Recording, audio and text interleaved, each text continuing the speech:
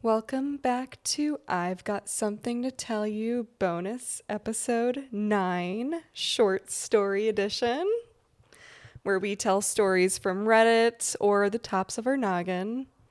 Yeah. Yeah.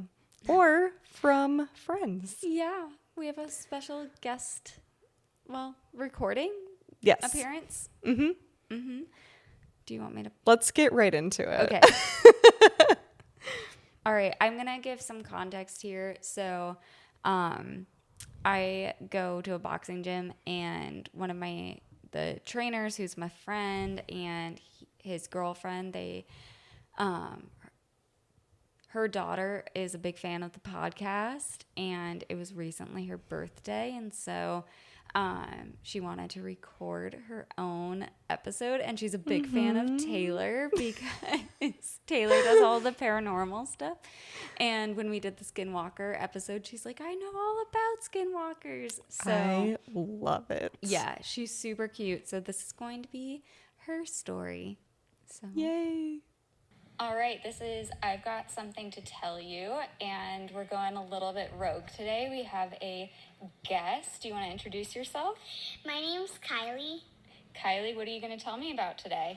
I'm going to tell you a little about skinwalkers and what happened to us one time when we went skinwalker hunting. I'm so excited to hear your story. Okay, let's get into it. Okay, so skinwalkers are one of my favorite things to talk about or to think about, but one night I thought it would be a good idea to go out and look for them, and so we just rolled down the windows and yelled skinwalkers. A few minutes later the car shut off, which was really strange because cars don't usually just shut off a few minutes after you yell skinwalkers out the window, Yeah. which is really crazy. I didn't know what was happening. I got a little worried. So, yeah, I didn't know what happened. So after that, I learned a lot more about skinwalkers that I thought was really interesting. So I just wanted to tell you my story that I had. Were you scared? Did you think that there was a skinwalker around? I think I did. You think you did? You think you, summoned one, maybe? Yeah. What is your favorite thing about skinwalkers? Why are you so interested in them? I'm so interested into them because they can turn into animals, which is really interesting for some creature that people would think it would be a myth or something like that. But if you think about it, animals can be different, and, mutants are different kinds of animals, so they have something wrong with them usually. But skinwalkers can't fully go to the animal. It will look weird.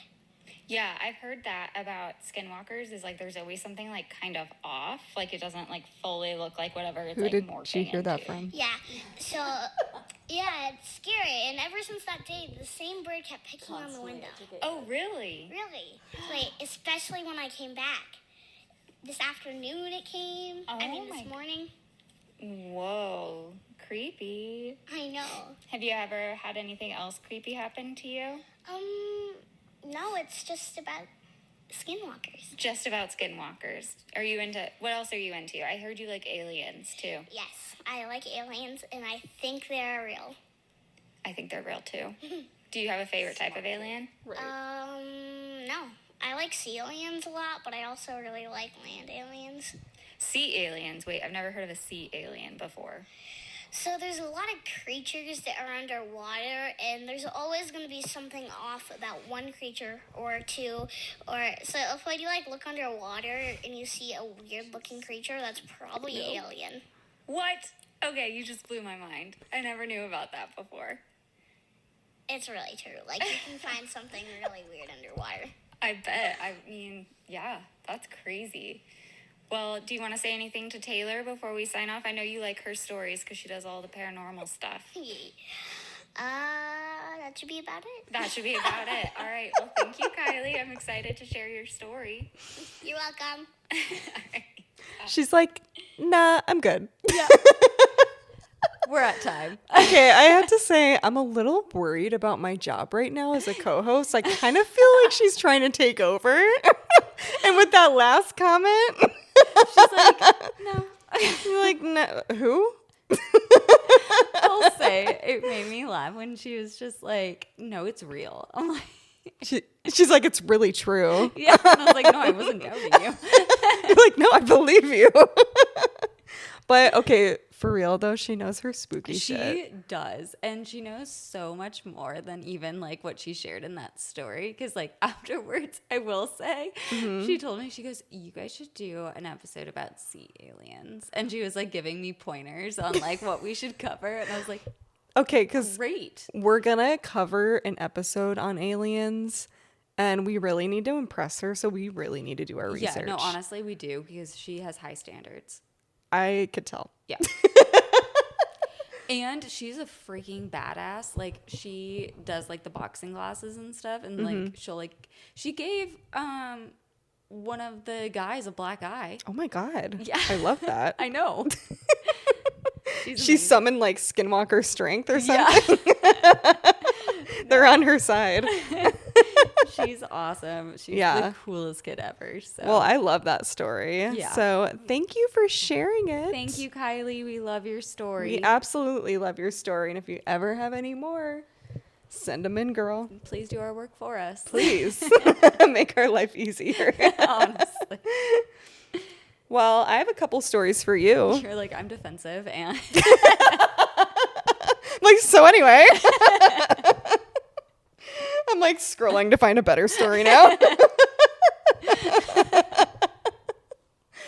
like, damn it. Should have done my research. Scratch the Skinwalker story. I was gonna cover sea aliens, but This story's looking real boring right now. Let me get into it, and you be the judge of that. I will. Miss staying home alone right now. I take it out on you. Just kidding. You're getting replaced with My bad. Too far. Yeah. Yeah. Crossed the line. Ouch. I know. Taylor. Sorry. didn't- I retract didn't- that. I yeah. retract it. Trying to make a little girl's dream come true. That was me feeling like I was getting replaced. Okay, And understood. acting out. I'm sorry. You apologize now. Tell me your story. Okay. All right. Story number 1. So back when I was dating this girl, we'd usually hang out late. One night, we were driving back from the movies around midnight. She lived off Montana, out by Red Sands, the kind of area where people say you see things after dark. I'd heard stories about cryptid sightings and weird stuff happening out there, but I never believed it. Until that night. As we came up to a lonely 4-way stop near her neighborhood, we saw something standing in the distance, tall, still. And at first I thought it was just a guy in a suit. Don't. That sounded like a firework. I did. Anyway, Sorry. no, it wasn't you. You didn't set off the firework. But as we got closer, we realized this figure had no face. Not covered, not shadowed, just smooth, pale skin, blank. Making me think of Slender Man or something. Taylor. Well, he has a suit on, so it's not. Yeah, but I don't think they make him in that does. size. no, he does wear one. A suit? Yeah. Really? That makes him like not scary. He's that feel tall like- with a suit on. I feel like that makes it even scarier. Like, not only is he He's just looking like a mannequin then. He's well dressed. Like, who is he hiring? What kind of money does he have to get that type He of shops at that big and tall man store, I slender guess. and tall? Slender and tall. He's like, let me copyright that real quick. Yeah. So it just stood there completely still, staring straight at us. I hit the brakes hard, nearly skidded to a stop. We both sat there paralyzed. It felt like the world stopped breathing. Then just as quickly as it appeared, it vanished into the darkness. 1 second there, the next, gone. We didn't speak. I drove her home in silence, walked her to the door like nothing happened, but I've never stopped thinking about it. And this person asks, Reddit, has anyone else ever seen a faceless figure near Red Sands or anything like it around Montana Avenue at night? So that was story number 1. Okay. I liked Kylie's better. Yeah. I honestly did too. No,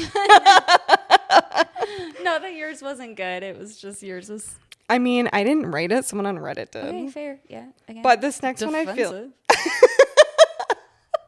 This next one I think you will like. Okay. Do you have another one to tell me? I'm gonna end because I have a happy story. Oh, okay. Okay. All right. So this person says, I'm 18 now. This happened when I was 11 years old, back in 6th grade. It was a holiday, so I didn't have school the next day. Me and my friends had this group chat, so we don't have to text each other if we want to hang out. My friends, John, David, and Tucker, agreed to have a sleepover at John's house. John's parents are loaded. They have a 3-story house with a pool, a basement with a huge TV, an arcade machine, and a bar. Sick. Yeah, John asked if I wanted to come over, and I obviously agreed. I got there around 5 p.m., and we all went to this fort John built in the woods. Enough of the unnecessary details. I'll skip to the important part. All 4 of us were messing around in this fort when we heard footsteps on the leaves below us. At first, it was just me and Tucker that heard it, but we told John and David to listen. So they got quiet and they listened too, and they heard it. John told his dad about it over the phone, and he came out there, cleared the woods, and walked us back to the house. It wasn't until a few hours later that we were playing Fortnite or something on John's console when we got the idea to explore the woods, because apparently someone told John that there was some huge sketchy cabin in the woods, and stupidly, they all agreed to go out with flashlights. About 10 minutes later, they got to the cabin. It wasn't as big as he thought. Immediately, I noticed a horrible smell coming from inside, like something died in there. We found a broken window and entered through there. We split into twos and explored the cabin. Me and Tucker explored one side of the cabin while John and David explored the other. We found this small room that had an attic door on the ceiling. We didn't find anything weird in the room, just a bed and some furniture. When me and Tucker were in the attic, we heard John suddenly scream from the other room. Me and Tucker ran out from the attic and followed John and David, who were running back to his house. I didn't get an answer out of John until we got back into his basement when he said he saw a man, probably mid-40s, tall and skinny, lunge at them. No. We were all shaken on what he said. John also told us that he was sure he saw another person laying down in a pool of blood. We all tried to get over it, but David wanted to call the police to check out the cabin. We told John's dad about it, and he had a concerned look on his face. He also got mad at us for going to the woods, but he called the police, and 20 minutes later, 10 state troopers and a search team came and went into the cabin. What they told us they found made my blood run cold. Apparently, there was a serial killer in that cabin, and when they found him, they found a dead corpse right behind him, or right beside him. They put him into cuffs, and when they went into the closet of the room we were in, they found 3 other bodies. Oh my God. The victims were identified, but I never got their names. The scariest part is that me and Tucker were just feet away from 3 dead bodies. All 4 of the poor victims got stabbed by a foot-long knife. Oh, they later foot? found. Yeah, it was like a foot. That's like a sword. Yeah, that's not a knife. This happened 7 years ago today. And he says, 7 years ago was the scariest day of my life. That's insane. I know. I figured you would like it because it's a true crime. Yeah. Yeah. No, I took a little turn there. Yeah. That's crazy. I know. So, how about that happy story? Yeah. Well, hold on. I feel like this is a happy story. I mean, it's sad that it has to happen. Mm-hmm. But there is a story about the BACA, which is the Bikers Against Child Abuse. And it is a biking gang, a motorcycle gang, that the members provide support to abused children in court. They escort kids to hearings, offering a sense of safety and empowerment. Their presence helps children face their abusers with confidence. The members do not confront the perpetrators, but serve as a visible deterrent, ensuring the child feels safe and protected. This support is crucial for the children in recovery and helps them testify effectively in court. That's so cute. It's amazing. Do you want to see a picture? Yeah. Maybe So we can these are post some of it. the guys. Oh, I love them. I know. And then, There's a woman too, I think. yeah. Cool. They give them some of their cuts so that that's the so kids like feel cool. part of it. I love that. It's amazing. Well, we'll have to post that. Yeah. Some pictures. Yeah. I know it's really short, but it made me smile. And No, I love that. Thank you for ending it on that note. Thanks. So, if you guys have any stories you want to send us for the next bonus episode, Colleen? IGSTTYstories@gmail.com or DM us at IGSTTYpod. And we're on Instagram, YouTube, TikTok. You can send us any messages. We're always checking. So, Or join our next TikTok live. yeah. I don't know when it'll be, but Join it. follow us on social media to find out. Yeah. It'll be a surprise for all of us. Yeah. Thanks for listening. Later.